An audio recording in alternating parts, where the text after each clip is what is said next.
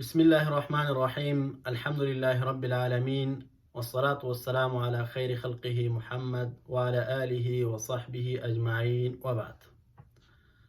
عن أنس رضي الله عنه قال النبي صلى الله عليه وسلم: لا يؤمن أحدكم حتى أكون أحب إليه من والده وولده والناس أجمعين.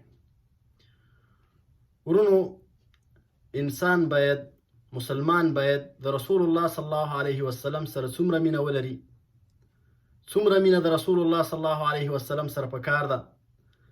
انس رضی الله عنه روایت کوي، نبی علیه الصلاة والسلام فرمایي: لا یؤمن احدکم، یو سړی ستاسو نه ایمان نه راوړي، یعنی کامل مؤمن نه دی، حتی اکون احب الیه من والده وولده والناس اجمعین، تر دې چې زه دغه انسان ته د خپل پلار نه، د خپل بچی نه او د ټولو خلکو نه ډیر محبوب ترین نشم، یعنی خپل بچی نه، د خپل والد نه او دغه رنګ د ټولو خلکو نه ما سره ډیره مینه محبت ون لري، دا سړی کامل مؤمن نه دی.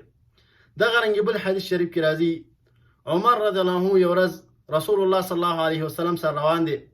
رسول الله صلی الله علیه وسلم د عمر رضی الله عنه لاس نیولی و. نو عمر رضی الله عنه ورته په دې وخت کې ویلي چې یا رسول الله، لأنت أحب إلي من كل شيء إلا من نفسي، ته ما ته د هر څه نه ګرانې خو بغیر د خپل ځان نه، یعنی ځان زما چې دی دا ما ته ډېر ګران دی د تا نه. نو نبی علیه الصلاة والسلام ورته ویلي: لا والذي نفسي بيده حتى أكون أحب إليك من نفسك، یعنی دا کامل ایمان نه دی چې ستا ځان د سره ډېره مینه ده د ما نه، بلکې د خپل نفس او خپل ځان نه به دې هم د ما سره ډېره مینه وي. نو عمر رضی الله عنه ورته ویلي: فإنه الآن والله لأنت أحب إلي من نفسي. نو بیا عمر رضی الله عنه ورته ویلي چې اوس ته ما ته د خپل ځان نه هم ډېر محبوبي، د خپل نفس نه هم راته ډېر ګراني. نو نبی علیه الصلاة والسلام ورته ویلي: الآن یا عمر، یعنی اوس د کامل ایمان نښه چې د هغه پتا کې ظاهره ده، ستا ایمان کامل شو چې کله ته د رسول الله صلی الله علیه وسلم سره د خپل ځان نه ډېره مینه او محبت لري.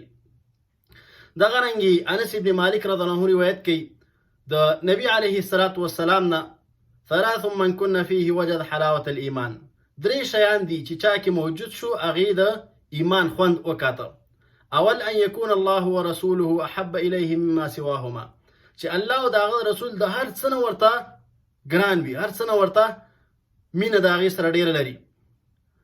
او دویم دا چې ويحب المرء لا يحبه الا لله، د یو چا سره مینه نه کوي مګر د الله د رضا دپاره کوي. وان يكره ان يعود في الكفر كما يكره ان يقذف في النار، او بل دا چې د کفر ته واپس کېدل دومره بد ګڼي لکه یو سړی چې په اور کې واچوي.